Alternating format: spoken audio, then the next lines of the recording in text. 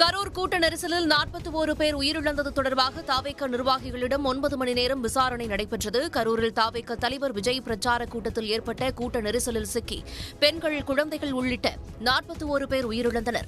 தமிழ்நாட்டையே உலுக்கிய கூட்ட நெரிசல் உயிரிழப்பு குறித்து சிபிஐ விசாரணை நடத்த உச்சநீதிமன்றம் உத்தரவிட்டது. இதையடுத்து கரூருக்கு நேரில் வந்து விசாரணை நடத்திய சிபிஐ தாவேக நிர்வாகிகள் புஸ்ஸி ஆனந்த், ஆதவ் அர்ஜுனா உள்ளிட்டோரை நேரில் அழைத்து விசாரித்தது. இதையடுத்து அடுத்த கட்ட விசாரணைக்காக டெல்லியில் உள்ள சிபிஐ அலுவலகத்தில் ஆஜரான புஸ்ஸி ஆனந்த், ஆதவ் அர்ஜுனா, சிடிஆர் நிர்மல்குமார் ஆகியோரிடம் 9 மணி நேரம் விசாரணை நடைபெற்றது.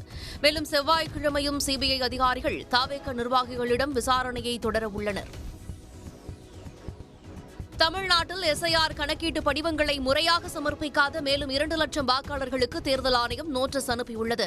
தமிழ்நாடு முழுவதும் நடைபெற்ற வாக்காளர் பட்டியல் சிறப்பு தீவிர திருத்தப் பணியில் 97,37,000 வாக்காளர்கள் பெயர்கள் நீக்கப்பட்டு வரைவு வாக்காளர் பட்டியல் வெளியிடப்பட்டது. இவற்றில் கணக்கெடுப்பு படிவத்தை முறையாக பூர்த்தி செய்யாத வாக்காளர் பட்டியலில் உள்ள 12,43,000 பேருக்கு தேர்தல் ஆணையம் நோட்டீஸ் அனுப்பியுள்ளது.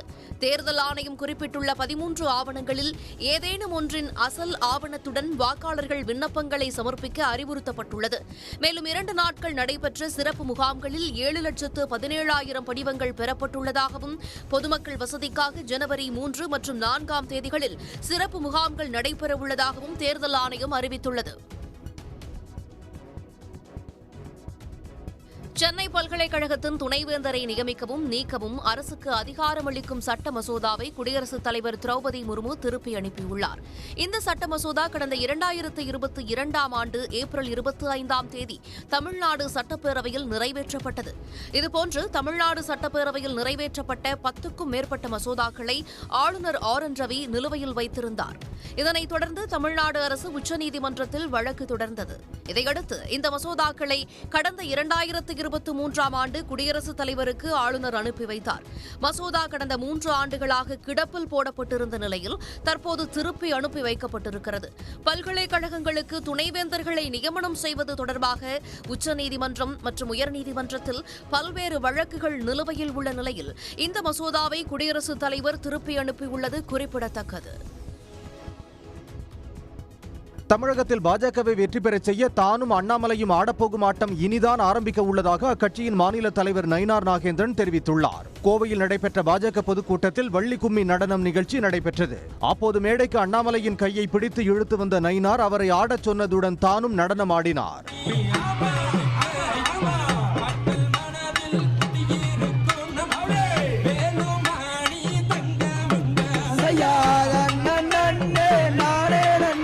பின்னர் பேசிய நயினார் நாகேந்திரன் பிரதமர் மோடி மற்றும் அமித்ஷா நினைத்ததை செயல்படுத்த தானும் அண்ணாமலையும் வேறு ஒரு ஆட்டம் ஆடப்போவதாக கூறினார். நானும் அண்ணாமலை அவர்களும் ஆடினோம்.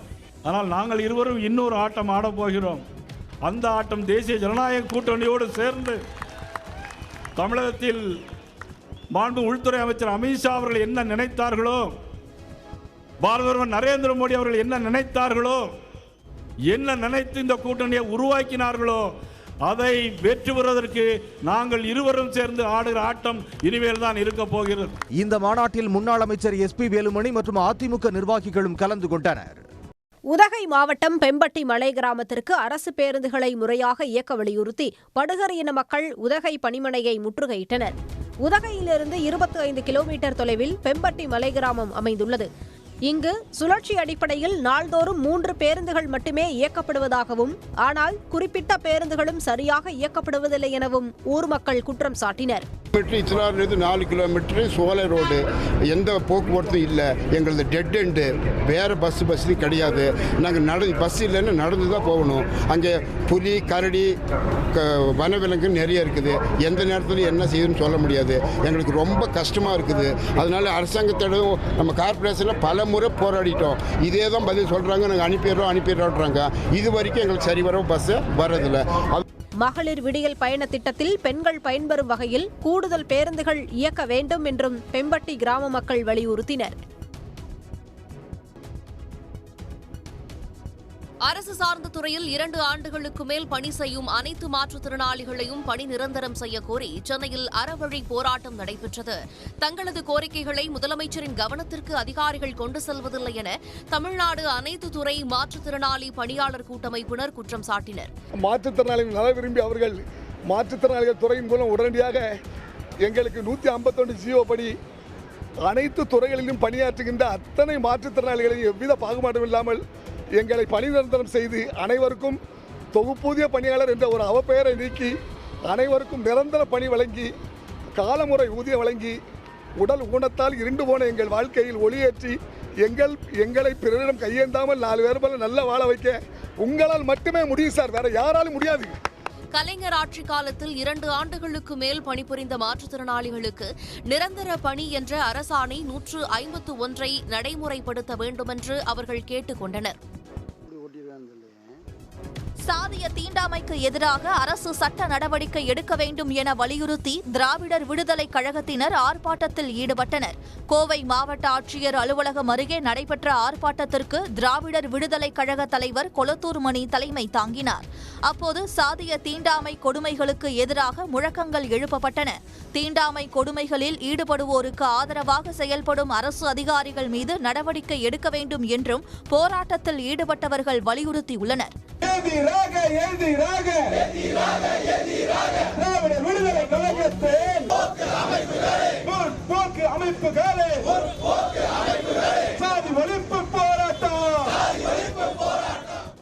அவர்களாவது இந்த ஜாதியவாதிக்கு எதிரான குரலை எழுப்ப வேண்டும் நாங்கள் இருக்கிறோம்.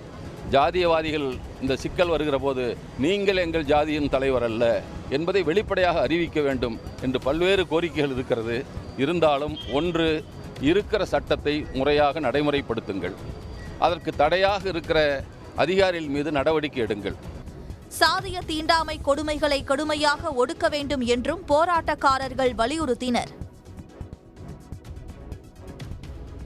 தஞ்சாவூர், திருவாரூர், நாகை, மயிலாடுதுறை உள்ளிட்ட டெல்டா மாவட்டங்களில் சம்பா, தாளடி நெல் கொள்முதல் முன்னேற்பாடுகள் குறித்த ஆலோசனைக் கூட்டத்தில் 10 அமைச்சர்கள் பங்கேற்றனர்.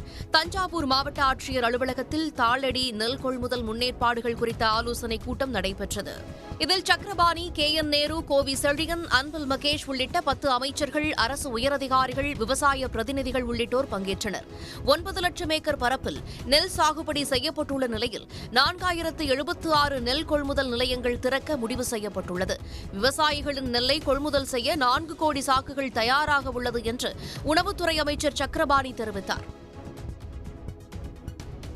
திண்டுக்கல்லில் பள்ளி, கல்லூரி மாணவ மாணவிகளுக்கு மலைவேடன் இனச்சான்றிதழ் வழங்க வலியுறுத்தி பெண்கள், குழந்தைகள் உட்பட 25க்கும் மேற்பட்டோர் மாவட்ட ஆட்சியர் சரவணனிடம் மனு அளித்தனர். திண்டுக்கல், தேனி, மதுரை ஆகிய மாவட்டங்களில் மலைவேடன் பழங்குடியின மக்கள் பல தலைமுறைகளாக வசித்து வருகின்றனர். 2019ஆம் ஆண்டு மதுரை மாவட்டம் கோட்டைமேடு மற்றும் திருப்பரங்குன்றம் உள்ளாட்சி தேர்தலில் போட்டியிட்டு பஞ்சாயத்து தலைவர்களாகவும் தேர்ந்தெடுக்கப்பட்டுள்ளனர். எனினும் தங்களுக்கு இனச்சான்றிதழ் வழங்காமல் இருப்பதாக வேதனை தெரிவிக்கின்றனர். இந்த மலைவேடு நில மக்களுக்கு இனச்சான்று வழங்காமல் அலக்களிப்பு செய்து வருகிறார்கள். கோர்ட்டில், நீதிமன்றத்தில் உத்தரவு பெற்று வந்தாலும் கூட இவர்களுக்கு இனச்சான்று வழங்க மறுக்கின்றார்கள். மானுட ஆய்வாளர்கள் ஆய்வறிக்கையை ஏற்க மறுக்கிறார்கள். மலைவேடு நிலத்தைச் சேர்ந்த பள்ளி, கல்லூரி மாணவ மாணவிகள் அரசின் சலுகைகளை பெற முடியாத சூழ்நிலை உள்ளது என்றும் வேதனை தெரிவித்துள்ளனர். தமிழ்நாடு மீனவர்கள் 3 பேரை இலங்கை கடற்படை மீண்டும் சிறைபிடித்துச் சென்றது மீனவ கிராமங்களில் அதிர்ச்சியை ஏற்படுத்தியுள்ளது. ராமேஸ்வரத்தைச் சேர்ந்த மீனவர்கள் விசைப்படகுகளில் கடலுக்கு மீன்பிடிக்கச் சென்றனர். நெடுந்தீவு அருகே அவர்கள் மீன்பிடித்துக் கொண்டிருந்த போது அங்கு ரோந்து வந்த இலங்கை கடற்படை ஒரு படகில் இருந்த 3 மீனவர்களை சிறைபிடித்தனர். கடந்த சனிக்கிழமையன்று மண்டபத்தைச் சேர்ந்த 3 மீனவர்களை இலங்கை கடற்படை கைது செய்து அதிர்ச்சி அடங்குவதற்குள் மீண்டும் சிறைபிடிப்பு நடந்துள்ளது. மீனவர் பிரச்சினைக்கு தீர்வு காண வேண்டும் என்று வெளியுறவு அமைச்சர் ஜெய்சங்கருக்கு முதலமைச்சர் கடிதம் எழுதியிருக்கிறார். ஆனாலும் மீனவர்கள் சிறைபிடிப்பு மற்றும் விரட்டியடிப்பு சம்பவங்கள் தொடர் கதையாக நீடித்து வருகின்றன.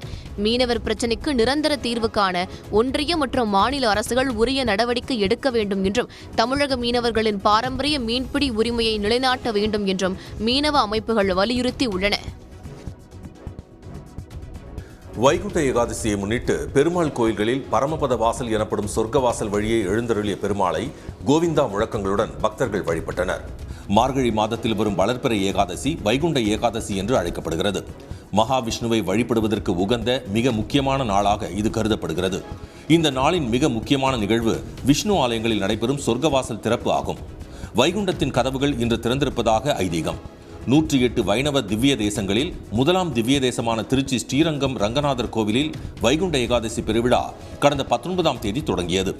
தொடர்ந்து பகல் 10 உற்சவம் நடைபெற்றது. விழாவின் முக்கிய நிகழ்ச்சியான சொர்க்கவாசல் எனப்படும் பரமபத வாசல் திறப்பு இன்று நடைபெறுவதையொட்டி உற்சவர் நம்பெருமாள் அதிகாலை 4:30 மணி அளவில் ரத்தின அங்கி, பாண்டியன் கொண்டை, கிளிமாலை உள்ளிட்ட திருவாபரணங்கள் அணிந்து மூலஸ்தானத்தில் இருந்து புறப்பட்டு 2ஆம் பிரகாரத்தை வலம் வந்து நாழிக்கோட்டான் வாயில் வழியே 3ஆம் பிரகாரத்திற்கு வரும் நம்பெருமாள் துறை பிரதட்சணம் வழியாக பரமபத வாசல் பகுதிக்கு வருவார். அதிகாலை 5:45 மணி அளவில் பரமபத வாசல் திறக்கப்பட்ட போது நம்பெருமாள் பக்தர்கள் புடைசூழ பரமபத வாசலை கடந்து மணல்வெளி நடைப்பந்தல் வழியாக ஆயிரங்கால் மண்டபத்தின் எதிரில் உள்ள திருக்கொட்டகைக்கு சென்றபோது பக்தர்கள் நாராயணா கோவிந்தா என முழக்கங்களை எழுப்பி வழிபட்டனர்.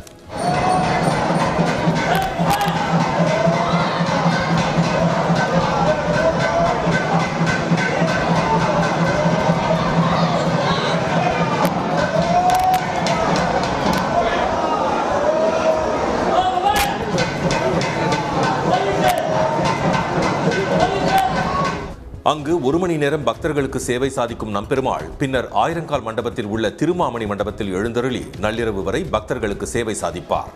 விழாவையொட்டி ஸ்ரீரங்கம் மற்றும் சுற்றுப்பகுதிகள் விழா கோலம் பூண்டுள்ளன. சென்னை பார்த்தசாரதி கோயில், திருப்பதி வெங்கடேச பெருமாள் கோவில், சேலம், மன்னார்குடி, திருக்கோவிலூர், கும்பகோணம், நாச்சியார் கோவில், சோளிங்கர், ஸ்ரீவில்லிபுத்தூர், அரியலூர், திருவள்ளூர் உள்ளிட்ட பல்வேறு ஊர்களிலும் பெருமாள் ஆலயங்களில் சொர்க்கவாசல் திறப்பு வைபவம் கோலாகலமாக நடைபெற்றது. தமிழ்நாட்டில் SIR கணக்கீட்டு படிவங்களை முறையாக சமர்ப்பிக்காத மேலும் 2 லட்சம் வாக்காளர்களுக்கு தேர்தல் ஆணையம் நோட்டீஸ் அனுப்பியுள்ளது. தமிழ்நாடு முழுவதும் நடைபெற்ற வாக்காளர் பட்டியல் சிறப்பு தீவிர திருத்த பணியில் 97,37,000 வாக்காளர்கள் பெயர்கள் நீக்கப்பட்டு வரைவு வாக்காளர் பட்டியல் வெளியிடப்பட்டது. இவற்றில் கணக்கெடுப்பு படிவத்தை முறையாக பூர்த்தி செய்யாத வாக்காளர் பட்டியலில் உள்ள 12,43,000 பேருக்கு தேர்தல் ஆணையம் நோட்டீஸ் அனுப்பியுள்ளது. தேர்தல் ஆணையம் குறிப்பிட்டுள்ள 13 ஆவணங்களில் ஏதேனும் ஒன்றின் அசல் ஆவணத்துடன் வாக்காளர்கள் விண்ணப்பங்களை சமர்ப்பிக்க அறிவுறுத்தப்பட்டுள்ளது. மேலும் 2 நாட்கள் நடைபெற்ற சிறப்பு முகாம்களில் 7,17,000 படிவங்கள் பெறப்பட்டுள்ளதாகவும் பொதுமக்கள் வசதிக்காக ஜனவரி 3 மற்றும் 4ஆம் தேதிகளில் சிறப்பு முகாம்கள் நடைபெறவுள்ளதாகவும் தேர்தல் ஆணையம் அறிவித்துள்ளது. சென்னை பல்கலைக்கழகத்தின் துணைவேந்தரை நியமிக்கவும் நீக்கவும் அரசுக்கு அதிகாரமளிக்கும் சட்ட மசோதாவை குடியரசுத் தலைவர் திரௌபதி முர்மு திருப்பி அனுப்பியுள்ளார். இந்த சட்ட மசோதா கடந்த 2022ஆம் ஆண்டு ஏப்ரல் 25ஆம் தேதி தமிழ்நாடு சட்டப்பேரவையில் நிறைவேற்றப்பட்டது. இதுபோன்று தமிழ்நாடு சட்டப்பேரவையில் நிறைவேற்றப்பட்ட 10க்கும் மேற்பட்ட மசோதாக்களை ஆளுநர் ஆர் என் ரவி நிலுவையில் வைத்திருந்தார். இதனைத் தொடர்ந்து தமிழ்நாடு அரசு உச்சநீதிமன்றத்தில் வழக்கு தொடர்ந்தது. இதையடுத்து இந்த மசோதாக்களை கடந்த 2023ஆம் ஆண்டு குடியரசுத் தலைவருக்கு ஆளுநர் அனுப்பி வைத்தார்.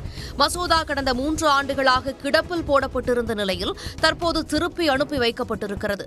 பல்கலைக்கழகங்களுக்கு துணைவேந்தர்களை நியமனம் செய்வது தொடர்பாக உச்சநீதிமன்றம் மற்றும் உயர்நீதிமன்றத்தில் பல்வேறு வழக்குகள் நிலுவையில் உள்ள நிலையில் இந்த மசோதாவை குடியரசுத் தலைவர் திருப்பி அனுப்பியுள்ளது குறிப்பிடத்தக்கது.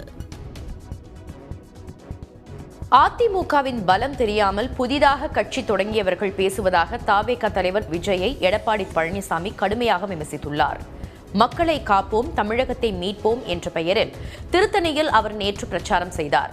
அப்போது பேசிய பழனிசாமி, அதிமுகவின் பலம் தெரியாமல் புதிதாக கட்சி தொடங்கியவர்கள் விமர்சனம் செய்து வருவதாக தவேக தலைவர் விஜயை திரு பழனிசாமி சாடினார். 2026 சட்டப்பேரவை தேர்தலுக்கு பிறகு அதிமுகவின் பலம் அவர்களுக்கு தெரிய வரும் என்றும் அவர் கூறினார்.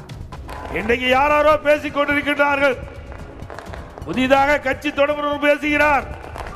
ஆனால் இங்க இருக்கின்ற மக்களுடைய எழுச்சி அடுத்த ஆண்டு நடைபெற்ற சட்டமன்ற போர் தேர்தலில் அதிமுக ஆட்சி அமைக்கும். அதிமுக ஆட்சி மீண்டும் அமைந்தவுடன் மிக்சி, கிரைண்டர், மினி கிளினிக், தாலிக்கு தங்கம் உள்ளிட்ட திட்டங்கள் நிறைவேற்றப்படும் என்று பழனிசாமி தெரிவித்தார். பள்ளி, கல்லூரி மாணவர்களுக்கு மீண்டும் லேப்டாப் வழங்கப்படும் என்றும், திருத்தணி முருகன் கோவிலில் செவ்வாய்க்கிழமையில் உள்ளூர் மக்கள் இலவசமாக தரிசனம் செய்ய நடவடிக்கை எடுக்கப்படும் என்றும் அவர் உறுதியளித்தார். தமிழகத்தில் பாஜகவை வெற்றி பெறச் செய்ய தானும் அண்ணாமலையும் ஆடப்போகும் ஆட்டம் இனிதான் ஆரம்பிக்க உள்ளதாக அக்கட்சியின் மாநில தலைவர் நயினார் நாகேந்திரன் தெரிவித்துள்ளார். கோவையில் நடைபெற்ற பாஜக பொதுக்கூட்டத்தில் வள்ளி கும்மி நடனம் நிகழ்ச்சி நடைபெற்றது. அப்போது மேடைக்கு அண்ணாமலையின் கையை பிடித்து இழுத்து வந்த நயினார் அவரை ஆடச் சொன்னதுடன் தானும் நடனம் ஆடினார்.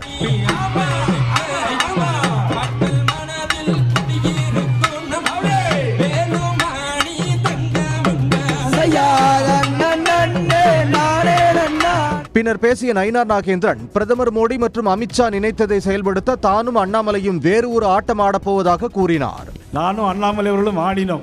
ஆனால் நாங்கள் இருவரும் இன்னொரு ஆட்டம் ஆடப் போகிறோம். அந்த ஆட்டம் தேசிய ஜனநாயக கூட்டணியோடு சேர்ந்து தமிழகத்தில் மாண்பு உள்துறை அமைச்சர் அமித்ஷா அவர்கள் என்ன நினைத்தார்களோ, பாரத பிரதமர் நரேந்திர மோடி அவர்கள் என்ன நினைத்தார்களோ, என்ன நினைத்து இந்த கூட்டணியை உருவாக்கினார்களோ அதை வெற்றி பெறுவதற்கு நாங்கள் இருவரும் சேர்ந்து ஆடுகிற ஆட்டம் இனிமேல் தான் இருக்க போகிறது. இந்த மாநாட்டில் முன்னாள் அமைச்சர் SP வேலுமணி மற்றும் அதிமுக நிர்வாகிகளும் கலந்து கொண்டனர். தவறான சிகிச்சையால் பாதிக்கப்பட்டவருக்கு 2 லட்சம் ரூபாய் இழப்பீடு வழங்க பல் மருத்துவருக்கு சென்னை நுகர்வோர் நீதிமன்றம் உத்தரவிட்டுள்ளது. சென்னை அரும்பாக்கத்தைச் சேர்ந்த காயத்ரி என்பவர் பல் சீரமைப்பு சிகிச்சைக்காக அண்ணா நகரில் உள்ள பல் மருத்துவர் சூசை கிறிஸ்டோபரிடம் சென்றுள்ளார். இந்த சிகிச்சையின் போது பாதிக்கப்பட்ட பற்களுக்கு பதிலாக சரியாக இருந்த பற்களை பிடுங்கியதால் கடும் வலி, இரத்தப்போக்கு, நரம்பு பாதிப்பு ஏற்பட்டுள்ளது.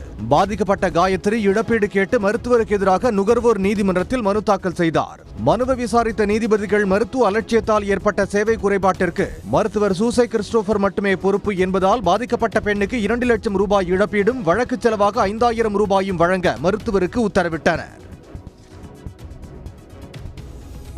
தஞ்சாவூர், திருவாரூர், நாகை, மயிலாடுதுறை உள்ளிட்ட டெல்டா மாவட்டங்களில் சம்பா, தாளடி நெல் கொள்முதல் முன்னேற்பாடுகள் குறித்த ஆலோசனைக் கூட்டத்தில் 10 அமைச்சர்கள் பங்கேற்றனர். தஞ்சாவூர் மாவட்ட ஆட்சியர் அலுவலகத்தில் தாளடி நெல் கொள்முதல் முன்னேற்பாடுகள் குறித்த ஆலோசனைக் கூட்டம் நடைபெற்றது.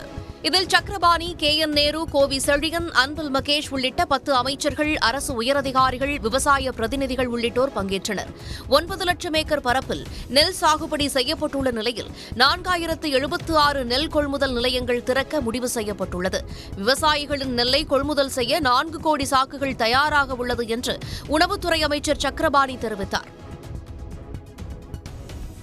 கோயிலில் முதல் மரியாதை எப்போதும் தெய்வத்துக்குத்தான் என்று தெளிவுபடுத்தியுள்ள சென்னை உயர்நீதிமன்றம் சிறப்பு மரியாதைகளை யாரும் ஒருபோதும் உரிமையாக கோர முடியாது என கூறியுள்ளது.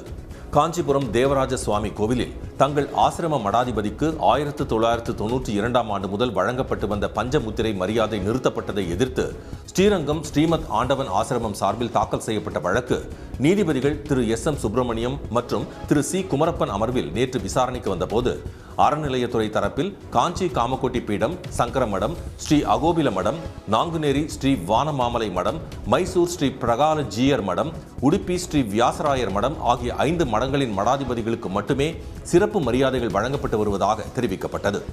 இதை பதிவு செய்து கொண்ட நீதிபதிகள் கோயிலில் முதல் மரியாதை எப்போதும் தெய்வத்திற்குத்தான், சிறப்பு மரியாதைகளை ஒருபோதும் உரிமையாக கோர முடியாது என கூறி வழக்கை முடித்து வைத்தனர். மடாதிபதிகளுக்கு மரியாதை வழங்குவது குறித்து அறநிலைய சட்டப்படி சம்பந்தப்பட்ட அதிகாரிகள் தான் முடிவெடுக்க வேண்டும் என்றும் கூறிய நீதிபதிகள் இது தொடர்பாக அறநிலையத்துறை அதிகாரியை அணுகி நிவாரணம் கோரலாம் என மனுதாரர் தரப்புக்கு உத்தரவிட்டனர். தூத்துக்குடி மாவட்டம் சின்னமலை குன்று கிராமத்தில் விவசாய நிலங்களுக்கு செல்லும் பாதையை தனிநபர்கள் ஆக்கிரமித்துள்ளதாக ஊர் மக்கள் புகார் எழுப்பியுள்ளனர். சுமார் 250 ஏக்கரில் மக்காச்சோளம் பயிரிட்டுள்ள நிலையில் வேளாண் நிலங்களுக்கு செல்லும் பாதையின் குறுக்கே பாறைகளை கொட்டி அடைத்து விட்டதாக கூறப்படுகிறது. பாதையை ஆக்கிரமித்துள்ள குறிப்பிட்ட நபர்களிடமிருந்து நிலவியல் பாதையை மீட்டுத் தரக் கோரி மாவட்ட ஆட்சியரிடம் ஊர் மக்கள் கூடி மனு அளித்தனர். எங்களோட பிரேயரா அந்த இடத்துல நிலவியல் பாதை இருக்குன்னு சொல்லி 10வது மாதமே கோர்ட்டில் ஒரு சூட்டு போட்டிருக்கோம். அந்த சூட்டுக்கு அவங்க என்ன கவுண்டர் பெட்டிஷனும் போடலை. இந்த கண்டிஷனில் கண்டெம்ட் ஆஃப் கோர்ட்டுன்னு சொல்லி அந்த இடத்துல அவங்க கல்லை தட்டி எங்களை விவசாய வேலை போகாமல் தடுக்கிறாங்க. இதை மாவட்ட ஆட்சியர், கலெக்டர் அவங்கள்ட்ட நாங்கள் ஒரு பெட்டிஷனாக கொடுத்துருக்கோம். எங்களுக்கு ஒரு நிரந்தர சொல்யூஷன், விவசாயம் செய்கிறதுக்கு எங்களுக்கு ஒரு பாதை கிடைக்குங்கிற முழு நம்பிக்கையுடன் உங்கள்கிட்ட நாங்கள் இந்த குறைய சொல்கிறோம். இவ்விவகாரம் தொடர்பாக ஊர் மக்கள் மீது போலீசார் பதிந்த வழக்கை ரத்து செய்யவும் வலியுறுத்தினர். தமிழ்நாடு அரசு சார்பில் 2 கோடியே 22 லட்சம் குடும்ப அட்டைதாரர்களுக்கு பொங்கல் பரிசு தொகுப்பு விரைவில் வழங்கப்பட உள்ளது. ஒவ்வொரு ஆண்டும் குடும்ப அட்டைதாரர்களுக்கு 1 கிலோ பச்சரிசி, 1 கிலோ சர்க்கரை, 1 முழு கரும்பு அடங்கிய பொங்கல் பரிசு தொகுப்பு, இலவச வேட்டி சேலைகள் வழங்கப்படுவது வழக்கம். அந்த வகையில் இந்த ஆண்டும் 2,22,00,000 குடும்ப அட்டைதாரர்களுக்கு வழங்குவதற்காக 22,291 மெட்ரிக் டன் அரிசி, 22,291 மெட்ரிக் டன் சர்க்கரை ஒதுக்கீடு செய்யப்பட்டுள்ளது. இவற்றை நியாய விலை கடைகளுக்கு அனுப்பும் பணி 33 விழுக்காடு நிறைவடைந்துள்ளது. இதேபோல இலவச வேட்டி சேலைகள் நெசவாளர்களிடமிருந்து கொள்முதல் செய்யப்பட்டு 85 விழுக்காடு நியாய விலை கடைகளுக்கு அனுப்பப்பட்டுள்ளன. பொங்கல் பரிசு தொகுப்பில் ரொக்கம் மற்றும் கரும்பு வழங்குவது தொடர்பாக அறிவிப்பு விரைவில் வெளியாகும் என்று எதிர்பார்க்கப்படுகிறது. தமிழ்நாட்டில் விபத்தை குறைக்கும் வகையில் தேசிய நெடுஞ்சாலைகளில் உள்ள மைய தடுப்பு சுவற்றின் உயரத்தை அதிகரிக்க வேண்டும் என தமிழ்நாடு லாரி உரிமையாளர்கள் சங்கம் கோரிக்கை விடுத்துள்ளது. நாட்டின் 52% விபத்துகள் தேசிய நெடுஞ்சாலைகளில் தான் ஏற்படுவதாக தெரிவித்துள்ள லாரி உரிமையாளர்கள் விபத்தை தடுக்க கோரி சென்னை மதுரவாயலில் உள்ள தேசிய நெடுஞ்சாலை ஆணையத்தில் நேற்று மனு அளித்தனர். பின்னர் செய்தியாளர்களிடம் பேசிய அச்சங்கத்தின் தலைவர் திரு யுவராஜ், போர்க்கால அடிப்படையில் சாலை மைய தடுப்பின் உயரத்தை அதிகரிக்க வேண்டும் என்று கூறினார். தேசிய நெடுஞ்சாலை ஆணையம் இதுவரைக்கும் 10 ஆண்டுகளாக இந்த விபத்தை தடுக்க எந்த முயற்சி செய்யல. சென்ட்ரல் மீடியாவை 3-4 அடி உயர்த்த சொல்லி நாங்கள் கோரிக்கை வைத்து 10 ஆண்டு ஆகுது. இப்போ தொடர்ந்து இப்போ கடலூர் விபத்து நடந்தது. இதுவரைக்கும் இது தானாக சோமோட்டோவாக தேசிய நெடுஞ்சாலை ஆணையமே செய்யணும். நீண்ட தூரம் செல்லும் கனரக வாகனங்கள் தேசிய நெடுஞ்சாலைகளில் ஓய்வெடுக்கும் வகையில் வாகன நிறுத்துமிடம் அமைக்கப்பட வேண்டும் என்றும் இதனால் விபத்துகள் தவிர்க்கப்படும் என்றும் திரு யுவராஜ் கூறினார். தேர்தல் பணிகளில் ஈடுபடும் புகைப்பட கலைஞர்கள் வாக்கு செலுத்த தபால் ஓட்டு முறையை அறிவிக்க வேண்டும் என தேர்தல் ஆணையத்திற்கு புகைப்பட கலைஞர்கள் வேண்டுகோள் விடுத்துள்ளனர். கொடைக்கானல் தாலுகாவிற்குட்பட்ட போட்டோ மற்றும் வீடியோகிராபர்கள் சங்கத்தின் 12ஆம் ஆண்டு துவக்க விழாவில் பல்வேறு முக்கிய தீர்மானங்கள் நிறைவேற்றப்பட்டன. இதில் நல வாரியத்தின் மூலம் புகைப்பட கலைஞர்களுக்கு தமிழ்நாடு அரசால் வழங்கப்படக்கூடிய சலுகைகள் கிடைக்க ஆவணம் செய்ய வேண்டும் என்று வலியுறுத்தினர். புகைப்பட கலைஞர்களோட ஓட்டு தேர்தல் ஆணையம் கண்கொண்டு அதை எங்களுக்கும் மற்ற அரசு அதிகாரிகளுக்கு இருக்குது போல போஸ்டல் ஓட்டா அதை மாற்றி கொடுக்கணும். தமிழ்நாடு மீனவர்கள் 3 பேரை இலங்கை கடற்படை மீண்டும் சிறைபிடித்துச் சென்றது மீனவ கிராமங்களில் அதிர்ச்சியை ஏற்படுத்தியுள்ளது. ராமேஸ்வரத்தைச் சேர்ந்த மீனவர்கள் விசைப்படகுகளில் கடலுக்கு மீன்பிடிக்கச் சென்றனர். நெடுந்தீவு அருகே அவர்கள் மீன்பிடித்துக் கொண்டிருந்த போது அங்கு ரோந்து வந்த இலங்கை கடற்படை ஒரு படகில் இருந்த 3 மீனவர்களை சிறைபிடித்தனர். கடந்த சனிக்கிழமையன்று மண்டபத்தைச் சேர்ந்த 3 மீனவர்களை இலங்கை கடற்படை கைது செய்து அதிர்ச்சி அடங்குவதற்குள் மீண்டும் சிறைபிடிப்பு நடந்துள்ளது. மீனவர் பிரச்சினைக்கு தீர்வு காண வேண்டும் என்று வெளியுறவு அமைச்சர் ஜெய்சங்கருக்கு முதலமைச்சர் கடிதம் எழுதியிருக்கிறார். ஆனாலும் மீனவர்கள் சிறைபிடிப்பு மற்றும் விரட்டியடிப்பு சம்பவங்கள் தொடர் கதையாக நீடித்து வருகின்றன. மீனவர் பிரச்சினைக்கு நிரந்தர தீர்வு காண ஒன்றிய மற்றும் மாநில அரசுகள் உரிய நடவடிக்கை எடுக்க வேண்டும் என்றும் தமிழக மீனவர்களின் பாரம்பரிய மீன்பிடி உரிமையை நிலைநாட்ட வேண்டும் என்றும் மீனவ அமைப்புகள் வலியுறுத்தி உள்ளன. சென்னையில் ஆபரண தங்கம் விலை இன்று சவரனுக்கு அதிரடியாக 3,360 ரூபாய் சரிந்துள்ளது. 10 நாட்கள் உயர்வுடனேயே பயணித்த 22 கேரட் ஆபரண தங்கம் விலை நேற்று சவரனுக்கு 640 ரூபாய் குறைந்து ஒரு சவரன் 1,04,160 ரூபாய்க்கு விற்பனை செய்யப்பட்டது. இந்நிலையில் 2வது நாளாக இன்றும் கிராமுக்கு 420 ரூபாயும் சவரனுக்கு 3,360 ரூபாயும் குறைந்துள்ளது. சென்னையில் இன்று 1 கிராம் தங்கம் 12,600 ரூபாய்க்கும் சவரன் 1,800 ரூபாய்க்கும் விற்பனை செய்யப்படுகிறது. நேற்றும் இன்றும் மட்டும் தங்கம் விலை சவரனுக்கு 4,000 ரூபாய் சரிந்துள்ளது குறிப்பிடத்தக்கது. நாளொரு பாய்ச்சல் கண்டு வந்த வெள்ளியின் விலையும் இன்று கிராமுக்கு 23 ரூபாய் குறைந்துள்ளது. கடைகளில் 1 கிராம் வெள்ளி 258 ரூபாய்க்கு வர்த்தகமாகிறது. மும்பை மாநகராட்சி தேர்தலில் மகாராஷ்டிராவில் ஆளும் கூட்டணி கட்சிகளான பாஜகவும் ஏக்நாத் ஷிண்டே தலைமையிலான சிவசேனாவும் முறையே 137 மற்றும் 90 இடங்களில் போட்டியிடும். பிஎம்சி எனப்படும் மகாராஷ்டிராவில் உள்ள 29 நகராட்சி அமைப்புகளுக்கான தேர்தல் ஜனவரி 15ஆம் தேதி நடைபெற உள்ளது. இந்த தேர்தலில் தொகுதி பங்கீடு குறித்து பாஜக மற்றும் ஏக்நாத் ஷிண்டே சிவசேனா கட்சிகள் இடையே பேச்சுவார்த்தை நடைபெற்று வந்தது. வேட்புமனு தாக்கல் செய்வதற்கான காலக்கெடு இன்றுடன் முடிவடைய உள்ள நிலையில் பாஜக ஏக்நாத் ஷிண்டே சிவசேனா இடையே தொகுதி பங்கீடு இறுதி செய்யப்பட்டுள்ளது. அதன்படி பிஎம்சி தேர்தலில் பாஜக 137 இடங்களில் போட்டியிடுகிறது. ஏக்நாத் ஷிண்டே சிவசேனா கட்சி 90 இடங்களில் போட்டியிடுகிறது. பாஜக கூட்டணியில் உள்ள மற்றொரு கட்சியான துணை முதல்வர் அஜித் பவார் தலைமையிலான தேசியவாத காங்கிரஸ் இந்த தேர்தலில் தனித்து போட்டியிடுகிறது. இதுவரை 64 வேட்பாளர்களை அந்த கட்சி அறிவித்துள்ளது. 3 கட்சிகளின் வேட்பாளர்களும் இன்று வேட்புமனுக்களை தாக்கல் செய்கின்றனர். பிஎம்சி தேர்தலில் பதிவாகும் வாக்குகள் ஜனவரி 16ஆம் தேதி எண்ணப்பட்டு முடிவு அறிவிக்கப்பட உள்ளது. உணவு டெலிவரி செய்யும் ஊழியர்கள் நாடு முழுவதும் நாளை வேலைநிறுத்த போராட்டத்தில் ஈடுபட உள்ளனர். மளிகை முதல் உணவு, ஆடைகள் வரை அனைத்தையும் வீட்டிலிருந்தே ஆர்டர் செய்யும் ஈவணிக கலாச்சாரம் இந்தியாவில் வேகமாக வளர்ந்துள்ளது.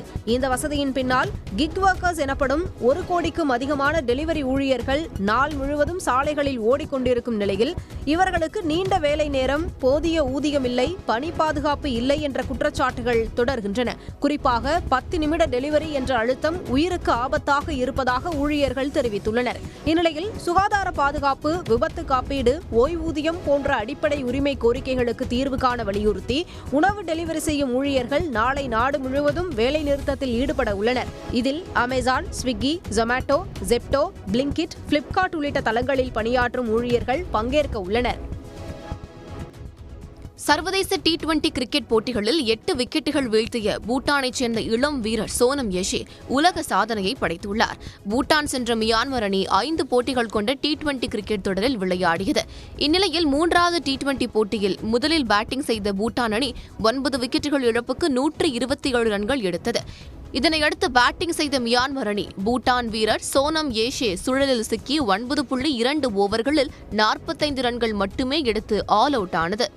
இதில் பூட்டான் வீரர் சோனம் யஷே 4 ஓவரில் 7 ரன் மட்டும் விட்டுக் கொடுத்து 8 விக்கெட்டுகள் கைப்பற்றினார். இதன் மூலம் T20 கிரிக்கெட் வரலாற்றில் 4 ஓவர்கள் வீசி 8 விக்கெட்டுகள் எடுத்து சாதனை படைத்துள்ளார். இதில் பூட்டான் அணி 5-0 என்ற கணக்கில் தொடரை கைப்பற்றியது. உடனுக்குடன் செய்திகளை தெரிந்து கொள்ள சன் நியூஸ் பெல் ஐகானை கிளிக் பண்ணுங்க.